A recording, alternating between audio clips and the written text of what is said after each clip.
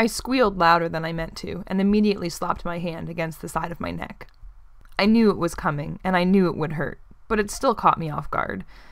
It startled me so much that I yelped embarrassingly loud, and I felt myself going red. Mason stopped what he was doing, and looked over at me with raised eyebrows. "What happened?" he asked. "I just got stung by a stupid hornet," I said. "Ouch," he said, shaking his head and putting his axe down. I really hoped he didn't see how red I had gotten, but he probably couldn't. I was so dirty you almost couldn't tell what color my skin was. "It just surprised me," I said, shrugging. "Yeah?" he asked, starting to walk over to me. "Why's your hand still on it then?" "Because it stings." "I could pee on it." I started to answer him before I realized what he said. "What?" "Pee has something in it that neutralizes the stinging." "Gross," I said, backing away from him. He smiled and took a step into me. "Let me see." "No." He rolled his eyes, and I responded by narrowing mine at him. "Fine," he said, walking back to his firewood. "Be in pain." "Fine, I will." He chuckled and shook his head, and then picked up his axe and swung it down onto a log, splitting it in half. So I got stung by a hornet. That's what hornets do. They sting people. They're tiny little bastards that fly around your face, try to get in your clothes, and then sting you, even if you did nothing to them. Some people even die from hornet stings. But just because hornet stings can kill people doesn't mean hornets are always ruining people's lives. Sometimes you go outside and you don't see a hornet at all. Sometimes you go outside and you see a hornet, so you go the other way. Sometimes a hornet won't leave you alone, so you kill it, or it stings you while you try to kill it, or it stings you while you try to get away from it. Sometimes you go outside and find a swarm of hornets. Sometimes. It's always sometimes with hornets. That's what it was like with them, too. Mason eyed me over his glasses, and I looked away, feeling embarrassed. He put his axe down and strolled over to me, making my stomach do flips. "How's your sting?" he asked softly. "It's fine. Does it still hurt?" I shrugged. "Not really." He nodded and put his hand on his hips. "Have you had enough to drink?" I nodded, but he handed me a water bottle anyway. I hesitated, then slowly grabbed it from him, our fingers touching for just a second before it was completely in my possession. I took a sip, but before long it turned into gulps, and I finished the bottle off without even realizing it. "Stop trying to act so tough," he said. "It's stupid." "I'm not stupid," I said under my breath. I wasn't stupid. I wasn't trying to act tough or pretend to be brave. I just didn't want to mooch. I didn't want to be the girl who needed to share water because she already drank all hers. Maybe he was acting tough, giving his water away and all. I watched him walk back to his tree stump and continue chopping up wood. When he looked over at me again, I turned away and went back to our camp to continue setting up a fire pit with the rocks I had gathered earlier. When I was done and out of breath, I made my way over to Mason again to ask if I could help with anything else. He didn't hear me approach, and I didn't want to startle him while he seemed to be in the zone, so I stood and watched him. My fingers found their way to the purple stone on my necklace, like they always did when I wasn't sure about something. I really wished I could just bring myself to do something other than fiddle with some crap necklace and look at him. Do something other than watch his muscles tighten around his shoulders as he brought the axe down on the wood, splitting it into 2 perfect pieces. I gasped a little when the cord of my necklace rubbed against my sting, and Mason looked at me again. I guess I could have said something without startling him after all. "You want in on this?" he asked. "What? You want to learn how to use this?" "The axe?" I asked. "To cut wood?" "Well, that's a start." He smirked and tossed the axe up in the air a little, catching it by the head so he could reach the handle towards me. "But once you're good at cutting wood, you might be good at cutting zombies' heads off, too."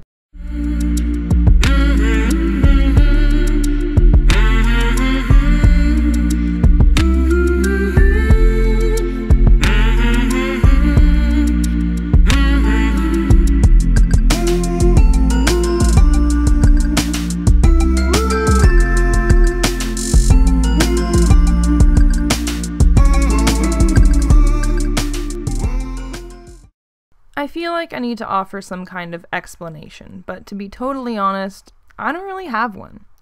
I know there was a time that zombies didn't exist.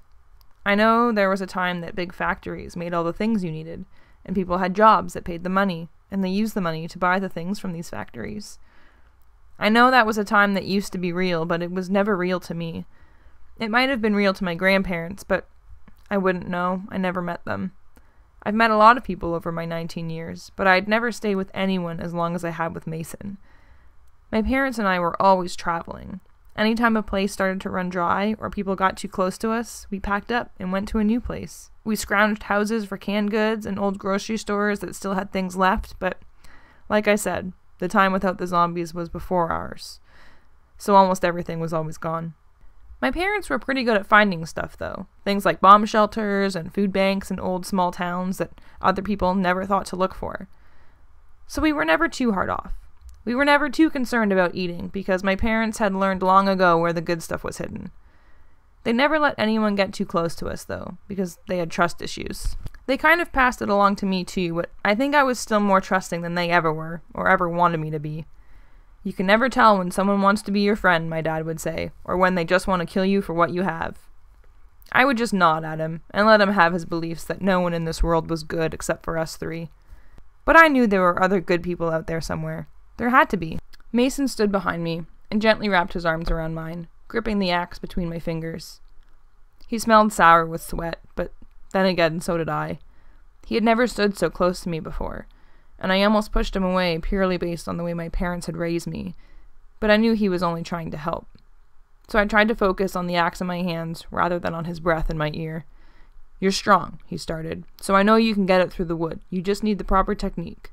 "I'm not strong," I said. "Stronger than you think you are. You just grew up a scrounger, so you don't know some of the things that I do. It's not my fault I grew up the way I did." He let go of my hands and stepped back, so I let the axe fall to my feet. "I didn't say it was. I'm saying there's nothing to be embarrassed about. You think you're not strong because you're small." I almost objected, tried to tell him that size had nothing to do with it, but he kept going before I got a word in. "I can see the muscles in your arms. I can see your stomach when you lift your shirt to wipe your face. You just gathered rocks to contain the fire and you're barely out of breath. You've been active your whole life, so you never get too tired or need to adjust your bag when we're walking for hours at a time. You just don't know how to use an axe because you've never needed to. Your size has nothing to do with it." "Right," I said, not sure how else to respond, especially because he literally said what I had been thinking. I stopped, trying to think of how I wanted to word my sentence. "I don't think I'm weak because I'm little, and I'm not that little." I looked down at my feet, and then back to Mason, who was smirking at me. Okay, I might have looked small next to him, but that's just because he was so big. He was quite a bit taller than me. I just barely came up to his shoulders. But I always thought that he was just really tall and muscly. "I'm just not very strong," I finally added with a shrug. He sighed. "If you don't want to learn, then that's fine. You don't have to. I've been doing this myself for a long time, but you haven't." I squinted at him, but didn't reply. "You keep saying that you're not going to be following me for long, so if that's true, you need to know some of this stuff. What are you going to do if you come face to face with a zombie? Leave it alone and walk the other way? What if it's a pack of them? I've only ever seen a pack once in my life, so I'll take my chances that it won't happen again for a while. You want to learn how to use the axe or not?" "Why do you just assume that I don't know how?" I grabbed the axe from the ground and lifted it above my head before bringing it down on the wood, slicing it into 2 almost perfect pieces. I tossed the axe to the ground and walked past him, our bodies only just inches apart. I could feel him looking at me as I made my way back to our camp, and I couldn't help but smile. No, I didn't grow up hunting. I didn't grow up killing my own food with spears like Mason or using axes on firewood or even zombies. But I grew up watching people. I watched my parents. I watched the people we traveled with for only days at a time, and I watched the people we weren't supposed to talk to. And I watched Mason. I watched the way he moved, the way he held his axe in his hands, and the way he exhaled only when the blade came in contact with his target. I was a good watcher. And so it turned out, I was also a good doer. I took my tank top off and tossed it in the grass. I was so sweaty and uncomfortable, and I wanted to take my bra off too, but I was afraid of Mason coming over and seeing. So I lay down on my back in the shade of a tree and draped my arm over my eyes. "I think there's a lake over the hill," Mason said from a few feet away. "We can make camp on the other side instead." "After you just cut all that firewood?" I replied without taking my arm off my eyes. He sighed. "Yeah, tomorrow then." Tomorrow. Mason cooked us some rabbit over the fire, and we ate in silence. I didn't grow up eating fresh meat, since my parents and I were scroungers. I was used to canned ham and canned tuna and canned sardines. So the first time Mason killed and skinned an animal in front of me, I was a little traumatized. "Don't you eat?" he had asked. "Yes, but not things that used to be alive." He smirked at me. "I highly doubt that." I never made the connection when I was with my parents that the meat we ate out of cans might have been alive at some point. I just thought it was always in the can until we ate it. "This tastes really good, actually," I had said that first time. Mason laughed under his breath and rolled his eyes. "Because it's fresh." "What do you mean? I mean, the stuff you've been eating from cans can't be good for you. It's so old. Plus, what were you going to do when there were no cans left?" I opened my mouth to say something, but didn't have anything, so I closed my mouth again. He shrugged with a smile that I couldn't quite place and took another bite. I couldn't tell if he thought I was funny or stupid, or if he felt sorry for me. "I'm just saying," he continued, "they're going to run out at some point, and odds are it'll be in our lifetime." "Well, we ate berries and stuff too. We didn't only eat from cans. We just didn't eat animals." "Yes, you did," he said with another smirk. "Just old, gross ones." I looked down at the warm, juicy meat in my hands and suddenly felt horrible for all the animals I'd eaten in my life. All the animals who died before me and were stuffed into little cans, and for the animals that Mason killed and then cooked in front of me. So I thanked it.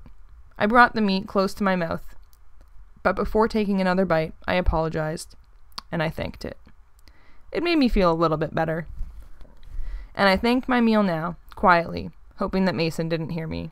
After eating, Mason took his glasses off and rubbed them in his shirt. He made a face when he put them back on, and then took them off again. "Shit," he said, "I just made it worse." I chuckled at him, and he threw the black frames at me.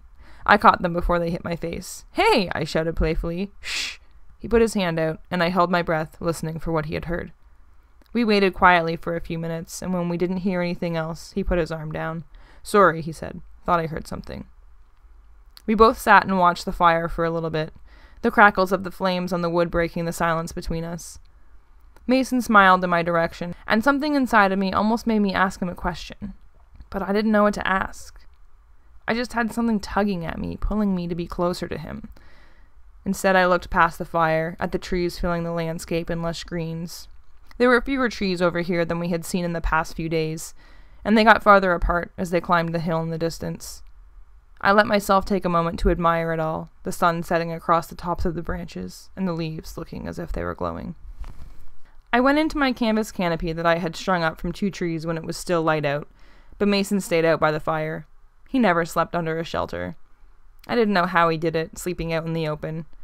He always bugged me when I said that, because he said that my stupid canopies didn't protect me from anything. There was no point. But I was brought up always sleeping with something separating me from the sky, and without it, I felt lost. After a few days, he stopped saying anything about it, but I secretly still thought he was weird for just sleeping right under the stars. It seemed too exposed. I dreamt of my parents. Or, more specifically, my parents dying. I almost always had the same dream, which was just a variation of them dying. Sometimes they were drowning and I couldn't save them. Sometimes they were burning and I wouldn't run through the flames to get them out. Sometimes they were being eaten by zombies. But that particular night, I dreamt of their actual death. It replayed in my head exactly the way it went in real life, and I woke up screaming. "Hey," Mason said from the opening of my makeshift tent. "Shh." "Sorry," I said, wiping the tears from my face. "Bad dream." He sat down and leaned his back against the tree that my end of the canopy was tied to. He sat sideways and turned his head towards me. "Your parents?" I nodded. "What was it this time?" I paused, afraid to tell him the truth. Afraid of what he might feel or think I think he might feel. "The real thing," I finally said softly. He nodded and looked away. I don't know why I didn't just say it was one of the things I had dreamt about in the past. I could have lied and he wouldn't have known. I don't know why I didn't lie, except that I think I do know why I didn't lie. My parents were the only people I was ever close with my entire life. Nobody else knew anything about me. Even Mason didn't know anything about me, and I'd been traveling with him for a month. I was hungry for an emotional closeness. I needed someone in my life who cared about me. I didn't think that Mason cared about me, and I didn't really care much about him. But I wanted to. I so wanted to. That was the first chapter of Saving Mason. I hope you liked it. Thank you for listening. And if you did like it, please let me know in the comments. If you didn't like it, you can just keep those comments to yourself. But it would mean the world to me if you would add Saving Mason to your Goodreads. It would mean the world to me if you shared this video with people who you think would like this chapter and possibly the rest of the book. And if you want to hear chapter 2, let me know in the comments, because if enough people want to hear the next chapter, I'll post that as well. In the meantime, happy reading, and I will let you know when it's available to purchase. Bye.